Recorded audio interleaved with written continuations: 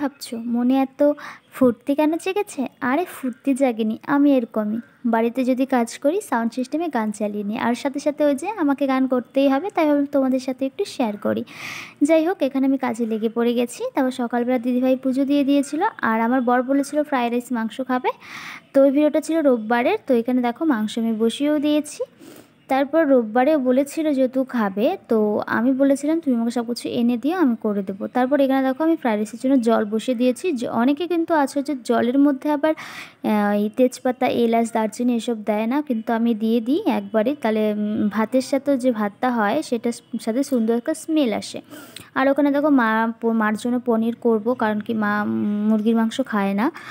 আর এখানে সব কিছু রেডি করে নিয়েছি, যাবতীয় যখন নতুন করে বলার মতো কিছুই নেই, তোমরা সকলেই জানো কি কি লাগে। আর এখানে দেখো ভাতটাও হয়ে গেছে। ভাতটা কিন্তু আমি আমার ঘরে মানে ফ্যানের নিচে ঠান্ডা করতে দিয়ে এসেছিলাম, কারণ ঠান্ডা হলে ভাতটা একদম ঝরঝরে হলে ফ্রাইড রাইসটা ভালো হয় খেতে। আর এখানে আমি মার জন্য যে আমি পনিরটা করব সেটা ভেজে নিচ্ছিলাম। আর সাইডে দেখো আমার কিন্তু সব সবজি টবজি কাটাও হয়ে গেছিলো, আমি কিন্তু সেটা বসিয়েও দিয়েছি।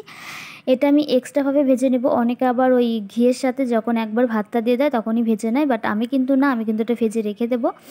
তারপরে আমি এখানে কিন্তু চিনিটা মিক্সড করে নিয়েছি। আমি কিন্তু চিনিটা কিন্তু গোটা দিই না, কারণ গোটা দিলে কি জলটা বেরোয় ভাত একদম গিলা গিলা হয়ে যায়, যে মানে ফ্রাইড রাইসের চালটা আমার ভালো লাগে না। আর এখানে কিন্তু মার জন্য যে করছিলাম পনিরের সবজিটা সেটা বসিয়ে দিয়েছিলাম। আর এখানে আমার প্রায় ওটা ভাজা হয়ে গেছে। কিছুক্ষণ পরে কিশমিশ আর কাজুটা দিয়ে দিয়েছিলাম, সেটা একটু ফ্রাই করে নেব। ফ্রাই করে নেওয়ার পর ওদিকে কিন্তু আমার মাংসটা হয়েও গেছে। চলো তোমাদের একটু দেখিয়ে দিই।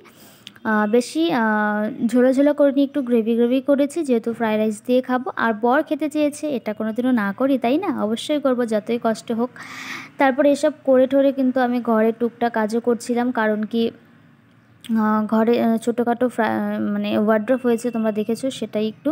আর এখানে কিন্তু আমি সোমবারে কি দিয়েছি, ঘি দিয়েছি, তারপর এলাচ, দারচিনি আর দুটো তেজপাতা দিয়ে দিয়েছিলাম। তারপর ভাতটা দিয়ে আমি একটু ফ্রাই করে নিই। আমি একবারে সেটা দিই না, যেটা ভেজে রেখেছি সেটা দিই না, কারণ সেটা আমি পরে দিই। আর আমি কিন্তু সামান্য একটু লবণ দিই। অনেকে আবার লবণ ইউজ করো না, আমার ভালো লাগে না, কারণ লবণ আর চিনিটা একসাথে পড়লে স্বাদটা ভালো পাওয়া যায়, যার জন্য আমি কিন্তু এখানে লবণ ইউজ করি। তোমরা না পারলে তোমরা না চাইলে তোমরা দেবে না, কোনো ব্যাপার না। তারপরে আমি কিছুক্ষণ নেড়ে চেড়ে তারপরে কিন্তু আমি দিয়ে দিয়েছি সব মশলাগুলো, যে সবজিগুলো, সরি।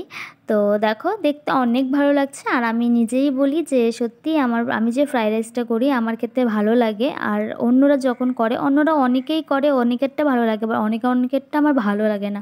তাই আমি সব জায়গাতে এটা খাই না, আমার ভালো লাগে না, একদমই না। আর তোমরা সবসময় ঘি দিয়ে করবে সেটাও না, তোমরা কিন্তু সামান্য একটু সাদা তেল মিশিয়েও করতে পারো, সেটা তো আরও বেশি ভালো, কারণ ঘিটা এতটাও পড়ে যাবে ভালো লাগে না।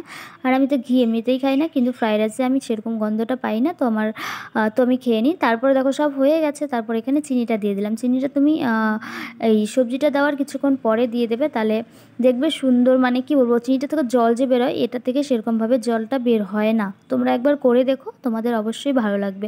তো দেখো এখানে হয়ে গেছে। তো আমি ভাবলাম পুরো রেসিপিটা একটু দেখিয়ে দিই। আর আমার কিন্তু খাওয়া দাওয়া কিন্তু সবার লাস্টে করেছিলাম, কারণ ঘরে একটু কাজ ছিল, সেগুলো ভাবলাম ওই যে টোপলা টপলি ছিল চারপাশে চারপাশে, এত বাজে লাগতো দেখতে, আমার নিজেরই বিরক্ত লাগতো, যে এটাকে আমার ঘর, যে মানুষটা এত পরিষ্কার থাকতে ভালোবাসি তার ঘরেই এরকম অগোছালো, ভালো লাগে না, যার জন্য আমাকে বাধ্যতামূলক করতে হলো। আমার ঘরে যে ওয়ার্ডরোবটা করেছি সেটা কিন্তু একটা জানালা টাইপের ছিল, সেই জায়গাটায় কি করব, তাই আমাকে বাধ্য হয়ে ওটা করতে হয়েছে। তোমরা তো অনেকেই বলেছো ভালো লেগেছে, আমার বাড়িতেও সবাই বলেছে ভালো লেগেছে। আর আমি এই কালার দিয়েছি কারণ কি আমার খাটের কালার, আমার ড্রেসিং টেবিলের কালার সেম কালার, যে কারণে আমি এই কি বলে এটাকে, ওপরের যে ইয়েটা সেটা এনেছি ওই ডিজাইনের। আর দেখো এগুলো আমার সব শাড়ির, আমার কিছুটা কিন্তু গোছানো হয়ে গেছে, তোমরা দেখতেই পারছো হয়তো পেছন থেকে, তবু আমার এত কাপড় রয়ে গেছে। তো ভাবছিলাম এগুলো আটবে কিনা, বাট এঁটে গেছে। আমি তো সুন্দর করে ভাঁজ করেছিলাম, আবার যে অগোছালো করে ভাঁজ করি হয়তো আটতো না।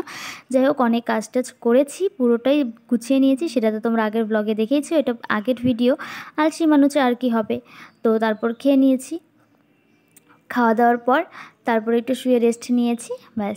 তারপর সন্ধেবেলা আবার সন্ধে দিয়েছি, ব্যাস আমার সম্পূর্ণ কাজ শেষ।